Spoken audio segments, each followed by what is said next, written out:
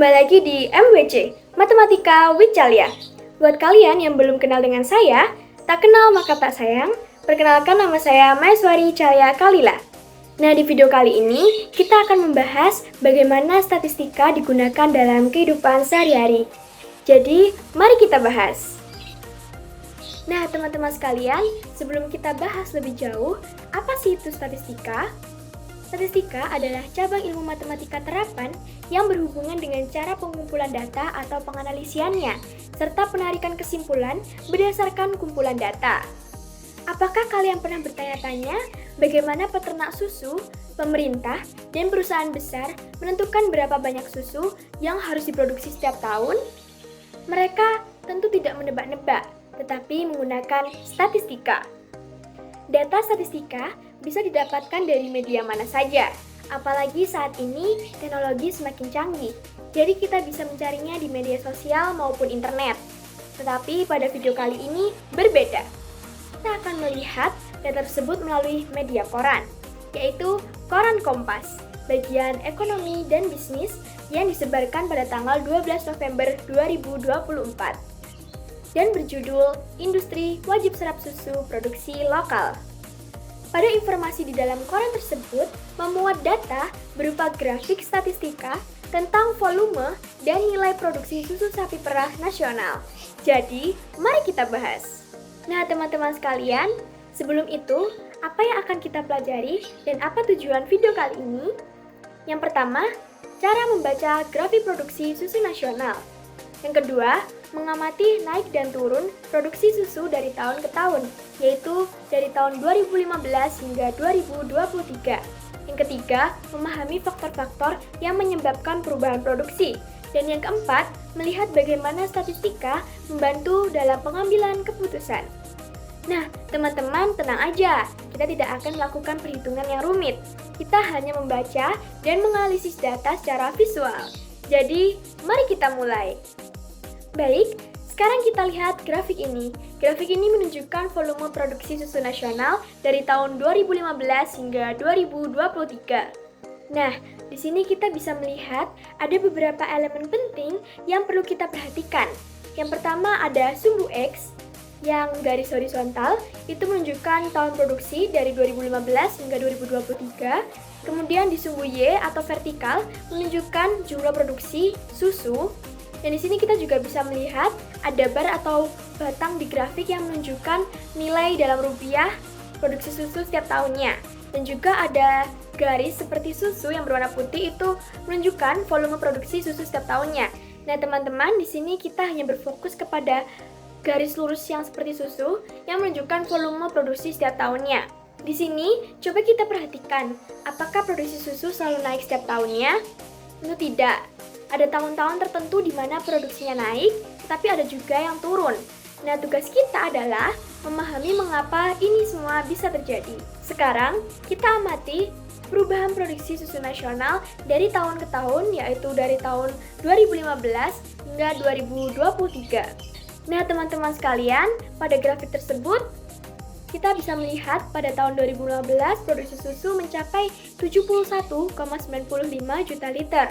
Kemudian di tahun 2016 mengalami kenaikan menjadi 74,7 juta liter. Lalu di tahun 2017 mengalami kenaikan yang cukup drastis, yaitu menjadi 132,22 juta liter. Kemudian di tahun 2018 juga mengalami kenaikan, yaitu menjadi 135,3 juta liter. Lalu di tahun 2019 mengalami kenaikan yang cukup drastis, yaitu menjadi 219,8 juta liter. Lalu di tahun 2020 mengalami penurunan yang sangat drastis menjadi 105,37 juta liter.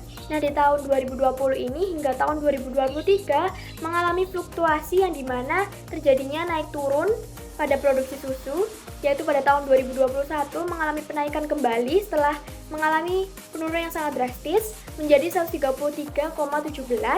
Lalu di tahun 2022 mengalami penurunan kembali, namun tidak sedrastis pada tahun 2020, yaitu menjadi 121,99 juta liter. Lalu pada tahun 2023 mengalami penaikan kembali, mengalami penaikan sedikit, yaitu menjadi 123,90 juta liter. Jadi, apa yang bisa kita pelajari dari data pada grafik tersebut? Nah, jadi teman-teman, produksi susu tidak selalu stabil. Ada tahun-tahun tertentu yang mengalami kenaikan signifikan, dan ada tahun-tahun di mana produksi yang turun drastis. Lalu, apa penyebab atau kemungkinan penyebab perubahan ini terjadi? Mari kita bahas beberapa faktor yang bisa mempengaruhi produksi susu. Tidak ada sesuatu yang terjadi tanpa alasan, termasuk kenaikan dan penurunan produksi susu. Beberapa faktor yang mungkin berpengaruh adalah: yang pertama, kondisi ekonomi dan cuaca. Jika terjadi kemarau panjang, ketersediaan pakan untuk sapi bisa berkurang, sehingga produksi susu menurun. Kemudian saat ekonomi memburuk, peternak mungkin kesulitan membeli pakan berkualitas tinggi, sehingga produksi juga bisa turun. Yang kedua, permintaan pasar dan harga susu. Jika permintaan pasar tinggi, peternak akan termotivasi untuk memproduksi lebih banyak susu. Dan jika harga susu turun, peternak mungkin akan mengurangi produksi karena keuntungan yang lebih kecil. Yang terakhir atau yang ketiga, kebijakan pemerintah dan impor susu.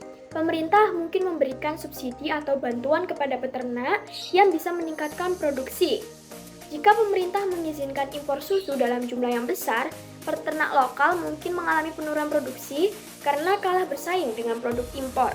Nah, teman-teman sekalian, dengan memahami faktor-faktor tersebut, kita bisa memprediksi apakah produksi susu akan naik atau turun di masa depan. Jadi, apa yang bisa kita simpulkan dari data pada grafik tersebut? Nah, teman-teman, produksi susu nasional tidak selalu stabil. Ada tahun di mana produksinya naik, dan ada juga yang turun. Ada banyak faktor yang mempengaruhi perubahan produksi, seperti cuaca, ekonomi, permintaan pasar, dan kebijakan pemerintah. Statistika membantu kita memahami tanpa harus menghitung angka secara rinci. Teman-teman bisa membayangkan jika kalian adalah seorang pengusaha susu. Apakah kalian akan meningkatkan produksi tahun depan atau justru menguranginya? Dengan memahami data ini atau dengan kalian memahami statistika, kalian bisa membuat keputusan yang lebih baik. Nah, kita sudah membahas bagaimana membaca grafik produksi susu nasional dan bagaimana statistika membantu kita dalam mengambil keputusan. Semoga video ini bisa bermanfaat. Jika kalian punya pertanyaan atau ingin tahu lebih banyak lagi tentang statistika, tinggalkan komentar di bawah ya. Terima kasih, sampai jumpa.